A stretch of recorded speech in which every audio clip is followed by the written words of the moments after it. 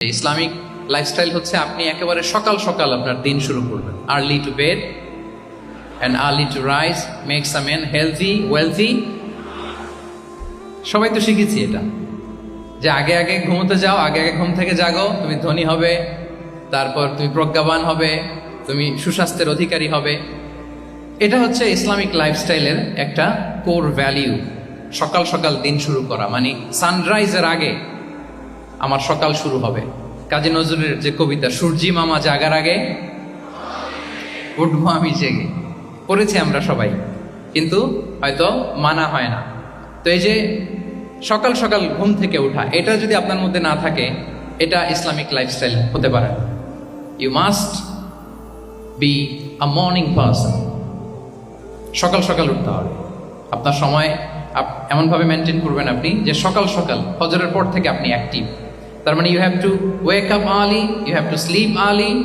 একজন morning person যদি না হন, এটা ইসলামিক লাইফস্টাইল হবে না। এর কারণ আল্লাহ রাসূল সাল্লাল্লাহু আলাইহি ওয়া আলিহি ওয়াসাল্লাম আমাদেরকে সকালে জেগে থাকার ব্যাপারে ইন্সপায়ার করেছেন, এবং তিনি দোয়া করেছেন এই উম্মার জন্য স্পেশালি, যে এই সময়টা এটা ফুল অফ বারাকা, ফুল অফ ব্লেসিংস। তিনি দোয়া করেছেন, আল্লাহুম্মা বারিক লি উম্মতি ফি বুকুরিহা। আল্লাহ এই উম্মতের বুকুরটা মানে সকালের সময়টা, লেটস সে সানরাইজের পরে ৩-৪ ঘন্টা, এই সময়টাকে আল্লাহ আপনি বরকত দিয়ে ভরে দেন।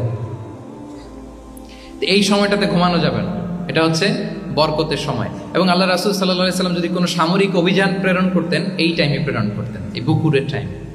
এবং সাহাবারা তাদের কোনো ট্রেড ক্যারাভান, ব্যবসায়িক কাফেলা যখন সেন্ড করতেন, এই টাইমটাতে সেন্ড করতেন, কারণ এই টাইমটাতে বারাকা। তো এখন নিজের সাথে মিলিয়ে নেন যে এই টাইমটাতে আমরা কি করি। আমি জানি না আপনাদের কি অভ্যাস। আমি এসে তো শুনলাম যে জাহাঙ্গীরনগর বিশ্ববিদ্যালয়ে নাকি যতজন শিক্ষার্থী, মানে ততজনের জন্য এখানে আবাসনের ব্যবস্থা আছে। বাংলাদেশের কোনো ইউনিভার্সিটিতে নাকি এটা নেই। আলহামদুলিল্লাহ, অসাধারণ প্রিভিলেজ, এখানে অনেক সুন্দর সুযোগ। তো এখন বলেন, আপনাদের সকালের রুটিন কি বলেন? ঘুমিয়ে থাকেন না জেগে থাকেন? হ্যাঁ, আচ্ছা, ফজরের পরে আমরা ঘুমাই কারা কারা দেখি? সর্বনাশ। আচ্ছা ঠিক আছে, হাত নামান। আচ্ছা, ফজরের পরে আমরা একটু এক্সারসাইজ করি, পড়াশোনা করতে বসি কারা কারা? মাশাআল্লাহ, আছে কিছু, ঠিক আছে, হাত নামান। এবার 2বারের 1বারও যারা হাত তুলেননি তারা হাত তুলেন। আপনারা কি করেন? এইটা হ্যাঁ, ডিভাইস। তো সম্মানিত সুধী মণ্ডলী, আল্লাহুম্মা বারিক লি উম্মতি ফি বুকুরিহা। আপনারা আমাকে এনেছেন ইসলামিক লাইফস্টাইল নিয়ে বলতে, তো আমাকে বলতেই হবে। ফজরের পরে ঘুমানো চলবে। প্রথমে আমরা হারামকে না বলে দিলাম, এবার আমরা না করে দিব কোনটাকে? হ্যাঁ, ফজরের পরে আজকে থেকে কোনো ঘুম চলবে। যদি আপনি চান, একটু দূরে সরাইতে হবে, যে ড্রোনগুলো একটু দূরে সরাইতে হবে। ফজরের পরে আজকে থেকে আমি এখানে জবরদস্তি করব না, শুধু আপনাদের সামনে আমি প্রেজেন্ট করছি। যদি সেমিনারের যে টপিক নিয়ে আপনারা শুনতে এসেছেন, এটা যদি আপনি অ্যাডাপ্ট করতে চান, অনুশীলন করতে চান, হ্যাঁ, ফজরের পরে আজকে থেকে কোনো ঘুম চলবে। এই সময়টাতে অনেক বারাকা আছে। তো কি করতে হবে? এটার জন্য আগে আগে ঘুমোতে হবে। কি বলেন? অনেকে ফজরের এই বরকতময় সময়টা তারা ঘুমাতে ঘুমাতে মিস করে। এর কারণ দেরিতে ঘুমোতে যাওয়া। আগে আগে ঘুমানোর অভ্যাস করতে হবে, কিন্তু আগে তো ঘুম আসে না, তাই না? এই যে ডিভাইস আমাদেরকে ঘুমাতে দেয় না, আমাদের শান্তির ঘুম কেড়ে নিছে এই ডিভাইস। এই ডিভাইস অ্যাডিকশন, স্ক্রিন আসক্তি আমাদের শান্তির ঘুমকে কি করেছে? কেড়ে নিয়েছে। আল্লাহ তাআলা রাতকে বানিয়েছেন ঘুমের জন্য। ওয়াজআলনাল লাইলা লিবাসা। লিবাস মানে আবরণ। আমি রাতকে বানিয়েছি পোশাকের মতো আবরণ করে, যে আবরণ রাত্রিবেলা নিঝুম নিস্তব্ধ অন্ধকার দিয়ে ছেয়ে দেয়। ফলে মেলাটিন নামে একটা হরমোন নিঃসরিত হয়, আমাদের ঘুম ঘুম ভাব আসে। ঘুমের জন্য আল্লাহ তৈরি করেছেন রাতকে। এরপরে আল্লাহ তাআলা বললেন, ওয়াজআলনান নাহারা মাআশা। আর দিনকে বানিয়েছি আমি প্রাণ চঞ্চল করে, দিনে আমরা কাজ করব। তাহলে রাতে আগে আগে ঘুম, আর দিনের বেলা আল্লাহ তাআলা আমাদেরকে কাজ করার জন্য সৃষ্টি করেছেন। কিন্তু এই সাইকেলটাকে আমরা ঘুরাই ফেলছি। রাতে যত দেরি করে আপনি ঘুমাবেন, সকালে ঠিক তত দেরি করে আমাকে উঠতে হয়, ঠিক কিনা বলেন? তাহলে ফজরের পর বকুর পিরিয়ড অফ টাইমটাকে কাজে লাগাতে হলে রাতে আমাদেরকে আগে ঘুমাতে যেতে হবে। রাতে কি করতে হবে? আগে ঘুমোতে যেতে হবে। তাহলে 1 নম্বরে কি বললাম? কনসেপ্ট অফ হালাল এন্ড হারাম। 2 নম্বরে বললাম প্রোডাক্টিভিটি। ইসলামিক লাইফস্টাইল হচ্ছে একটা প্রোডাক্টিভ লাইফস্টাইল। এটা মেনটেন করতে হলে প্রোডাক্টিভিটির অনেক কথা, একটা কথা হচ্ছে সকাল সকাল আপনার দিন শুরু করুন। কি পারা যাবে তো ইনশাআল্লাহ? সবাই একসাথে পড়ে ইনশাআল্লাহ। এই যে আমাদের দেরি করে রাতে ঘুম আসে, স্ক্রিনার শক্তি, এই ডিভাইস আমাদের আরামের ঘুম কেড়ে নিছে কেন জানেন? এর কারণ হচ্ছে আল্লাহর দেয়া যে ফিতরাত, এই ফিতরাতকে আমরা উল্টে দিয়েছি। ফিতরাত শব্দটার সাথে আপনাদের পরিচয় আছে? হ্যাঁ, the innate characteristics of a human being. একটা মানুষের যে ক্যারেক্টারিস্টিক্স, যে ইননেট স্বভাব দিয়ে আল্লাহ তাআলা তৈরি করেছেন, ন্যাচার, এটাকে আরবিতে বলে ফিতরাত। এই ফিতরাতের বিরুদ্ধে কিছু করা যাবে না। ইসলামিক লাইফস্টাইল হচ্ছে ফিতরা বেসড লাইফস্টাইল। ফিতরাতাল্লাহিল্লাতী ফাতারান নাসা আলাইহা লা তাবদীলা লিখালকিল্লাহ। আল্লাহর প্রকৃতির অনুসরণ করো, যে প্রকৃতি দিয়ে তিনি মানুষকে সৃষ্টি করেছেন। আর আল্লাহর সৃষ্টি কাঠামোর মধ্যে কোনো পরিবর্তন, কোনো বিকৃতি নেই। সুবহানাল্লাহ বিহামদিহি। তা আমরা এই ফিতরাতকে চেঞ্জ করে দেওয়ার কারণে এই ঝামেলা। আমরা সবাই এই ফিতরাতের উপর জন্মেছি। কুল্লু মাউলুদিন ইউলাদু আলাল ফিতরা ফাআবাওয়াহু ইউহাউবিদানি আও ইউনাসসিরানি আও ইউমাজ্জিসানি। প্রতিটি নিউ বর্ন বেবি তারা ফিতরাতের উপর জন্মায়, মানে নবজাতক সন্তান ইসলামের উপর জন্মায়। কিন্তু বাবা মা তাকে হয় ইহুদি বানায়, নাসারা বানায়, বা অগ্নি উপাসক বানায়। তাহলে এই যে ফিতরাত, আল্লাহর দেয়া ফিতরাতকে যখন আমরা চেঞ্জ করেছি, আমাদের জীবন থেকে বারাকা উঠে গিয়েছে। ফিতরাতকে যদি আরো সহজ করে আমি আপনাদেরকে বুঝাই, তাহলে ফিতরাত হচ্ছে যা কিছু স্বাভাবিক, যা কিছু কল্যাণকর, যা কিছু ভালো, তাই ফিতরাত। আই রিপিট, সুপ্রিয় শিক্ষার্থী বন্ধুরা, ফিতরাত হচ্ছে যা কিছু স্বাভাবিক, যা কিছু ভালো, যা কিছু কল্যাণকর, তাই কি? তাই ফিতরাত। এই যে এখন আরবি কোন মাস চলছে বলেন তো? রজব। এই রজব মাসের 26 তারিখ দিবাগত রাত্রে আল্লাহ রাসূল সাল্লাল্লাহু আলাইহি ওয়াসাল্লাম ঊর্ধ্ব জগতের একটা ভিজিটে গিয়েছিলেন। আমরা জানি না সবাই? হ্যাঁ, ইসরা মেরাজের কথা আমরা জানি। সো মেরাজ রজনীতে আল্লাহ রাসূল সাল্লাল্লাহু আলাইহি ওয়া আলিহি ওয়াসাল্লাম ফিতরাত, মানে what is the essence of ফিতরা, এটা বোঝানোর জন্য হাদিসটা আমি শেয়ার করছি। মেরাজে যখন গেলেন, জিবরিল আলাইহিস সালাম ওনাকে 2টা পেয়ালা দিলেন। তিনি বললেন, উচিচু বি ইনাআইন, আমাকে 2টি পেয়ালা দেয়া হলো। ফি আহাদিহিমা লাবান ওয়া ফিল আখারি খামর। এক পেয়ালায় ছিল দুধ, আরেক পেয়ালায় ছিল মদ। ফা আখাযতুল লাবান ওয়া শারিবতু। যখন 2টা অপশন দেয়া হলো, 2টা পেয়ালা, আমি দুধের পেয়ালাটা নিলাম এবং সেটা পান করলাম। তখন জিবরিল আলাইহিস সালাম বললেন, আসাবতাল ফিতরা, মানে you are guided to the ফিতরা, আপনি সঠিকটাই নিয়েছেন। যেটা ফিতরা, যেটা নেওয়া উচিত, আপনি ওইটাই নিয়েছেন। তাহলে এখন আরো সহজ হবে। যদি 2টা পেয়ালা দেয়া হয়, একটা মদের পেয়ালা আর একটা দুধের পেয়ালা, তো আমরা নিব কোনটা বলেন? হ্যাঁ, তাইলেই ফিতরা হবে। তাহলে কি হবে? তাহলে যেটা স্বাভাবিক, যেটা কল্যাণকর, যেটা আমাদের জন্য ভালো, সেটা হচ্ছে ফিতরা। তাহলে মদের পেয়ালা, দুধের পেয়ালা, কোনটা নিব? সবাই নিব তো নাকি? আমাদের রুচির যে দুর্ভিক্ষ চলতেছে, অনেকে মদের পেয়ালাই নিয়ে নিবে। কি বলেন? আচ্ছা না একদল, তারা কি করে? ওইটা চুজ করে ফেলবে। এবার বলেন, আমরা কোন পেয়ালা নিব, মদের না দুধের?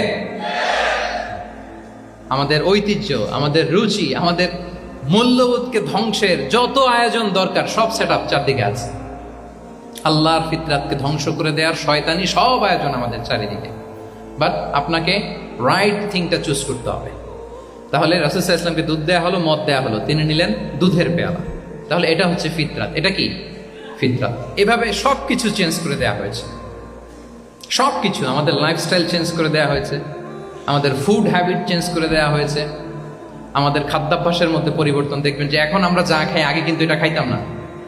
এখন আমরা প্রসেসড ফুড খাই, হ্যাঁ, ফাস্ট ফুড খাই, জেনেটিক্যালি মডিফাইড যে ফুডগুলো আমরা খাই, এরপরে ল্যাব মিট, কত যে ভয়ঙ্কর।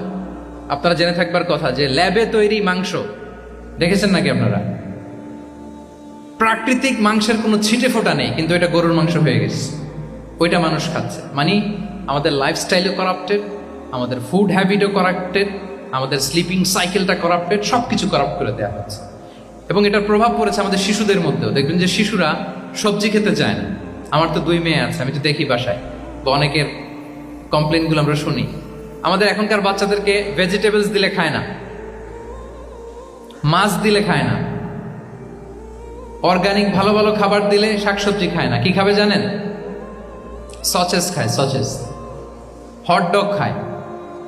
হ্যাঁ, ওই যে আপনি অর্ডার দিয়ে বার্গার এনে দিবেন, পিৎজা এনে দিবেন, ওইটা খাবে। তারপর ইনস্ট্যান্ট নুডলস খাবে, স্যুপ খাবে, ফ্রোজেন যত মিল আছে এগুলো খাবে, টিনজাত খাবার যেগুলো দীর্ঘদিন সংরক্ষণ করে রাখা হয়। তো বলেন, আজ থেকে 30 বছর আগে আমাদের বড়রা কিংবা আমাদের শিশুরা, আমরা কেউ কি এই খাবার খেয়েছি? বলেন তো, আওয়াজ করেন, খেয়েছি কেউ? They changed the entire system. কেন আমরা ইসলামিক লাইফস্টাইল নিয়ে কথা বলছি এখন? কারণ আমাদের পুরো সিস্টেমটাই, আমাদের পুরো ফিতরাতটাই ওরা চেঞ্জ করে দিয়েছে। তারপর ডিভাইস ছাড়া বাচ্চারা খেতে চায় না, কার্টুন দেখে দেখে খাওয়াতে হয় ওদের। কি বলেন?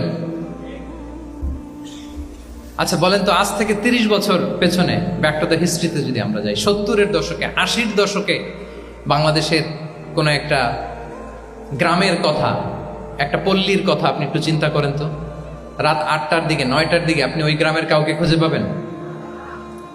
70-এর দশকে, 80-র দশকে একটা গ্রামের, একটা গ্রামীণ একটা পরিবেশের কথা যদি চিন্তা করেন, রাত 8টায় সবার কি অবস্থা বলেন তো? আপনি তো ঘুম খুঁজে পান না, আপনার তো ইনসমনিয়া। আমাদের এখন ট্যাবলেট খাওয়া লাগে না ঘুমের জন্য? আমাদের তো ইনসমনিয়া হয়ে গেছে এখন। কিন্তু আজ থেকে বেশি দূরে না, 30 বছর আগের একটা গ্রামীণ পরিবেশের রাত 8টার পরিবেশ হচ্ছে সবাই ঘুম। আমরা তারও 2 বা 3 ঘন্টা পরে ডিনার করব, কিন্তু ওনাদের মাগরিবের আগে বা পরে ডিনার করে ফেলছে। এশার নামাজ পড়েই কি 1-2 জন না, পুরো গ্রাম জামাতে ঘুম, পুরো গ্রাম জামাতের সাথে ঘুম। তো যে লোকটা 8টার দিকে ঘুমালো, উঠবে কখন বলেন? রাত 3টার পর ওর ঘুম আসবে? আর হ্যাঁ, ঘুমেরও তো একটা লজ্জা শরমের ব্যাপার আছে। কত থাকবে এখানে? কি বলেন? আপনি তো ঘুমাতে যান রাত 2টায়, আর আজ থেকে 30 বছর আগে আমার বাংলাদেশের একটা গ্রামীণ পরিবেশে রাত 8টার দিকে সবাই ঘুম। আমরা এখন যেই টাইমটাতে ঘুমোতে যাই, ওই সময় ওনাদের অর্ধেক ঘুম শেষ। ফজরের নামাজ পড়ে আমাদের বাপ চাচারা কি করতো? হ্যাঁ, একটু ব্যাক টু দ্য হিস্ট্রিতে তাকান না। ফজরের নামাজ পড়ে এক বল পান্তা ভাত খাইতো। আমরা তো এখন এতটুকু খাইলে আমাদের এটা বার্ন করার জন্য দৌড়াইতে হয় 5 কিলো, জিমনেশিয়ামে যাইতে হয়, কত আয়োজন, কত ওয়ার্কআউট করা লাগে। এক বল কাঁচামরিচ দিয়ে, পোড়ামরিচ দিয়ে ভাত খেয়ে চলে যাইতো ফসল খেতে। দুপুরে আবার এক বল, খাইতে বসলেই এক বল। আমরা সারা মাসে খেতে পারি না এক বল। আচ্ছা, কি খেত? খাওয়ার আইটেমটা দেখেন তো, কোনো ফরমালিন আছে? কথা বলেন। কোনো মেডিসিন ছিল না, একেবারে ফ্রেশ, হ্যাঁ, পিওর অর্গানিক। নিজেদের মাঠ থেকে আনা যে ধান, ঢেকি ছাটার ধান দিয়ে ভাত খেত। বাড়ির পুকুরের মাছ, কোনো ফরমালিন নাই। নিজের চাষ করা সবজি খেত, গোয়ালের দুধ খেত। আমরা অনেকে মনে করি যে আমাদের এই যে সায়েন্স অ্যান্ড টেকনোলজিক্যাল অ্যাডভান্সমেন্টের যুগে আমরা বোধহয় খুব সুখে আছি। আমাদের দাদা পরদাদারা বোধহয় এত সুখ করে যায় নাই। ওনারা যে সুখ করে গেছে তা আমরা চোখেও দেখিনি। আমার দাদা পরদাদারা যে সুখে লাইফ লিড করেছে তার অর্ধেকও আমরা করতে পারি না। তারাই আসলে শান্তির, সুখের, আনন্দের সময়টা তারা কাটিয়েছে। তাহলে সম্মানিত সুধী মণ্ডলী, পুরো আমি আপনাদেরকে বোঝানোর চেষ্টা করছি যে ইসলামিক লাইফস্টাইল নিয়ে why we should talk about Islamic lifestyle. কারণ পুরো সিস্টেমটাকে তারা কলাপস করেছে, করাপ্ট করেছে। The food habit, the lifestyle, the sleeping style, সব চেঞ্জ করেছে। তো এই জন্য আল্লাহর দেয়া ফিতরাতকে যেন আমরা প্রিজার্ভ করি, আমরা সচেতন হই। এখনই যদি সচেতন না হই, ডিজাস্টার আমাদের জন্য অপেক্ষা করছে। Just wait and see. তাহলে ইসলামিক লাইফস্টাইল হচ্ছে একটা ফিতরা বেসড লাইফস্টাইল। এই ফিতরাকে আমাদেরকে প্রিজার্ভ করতে হবে।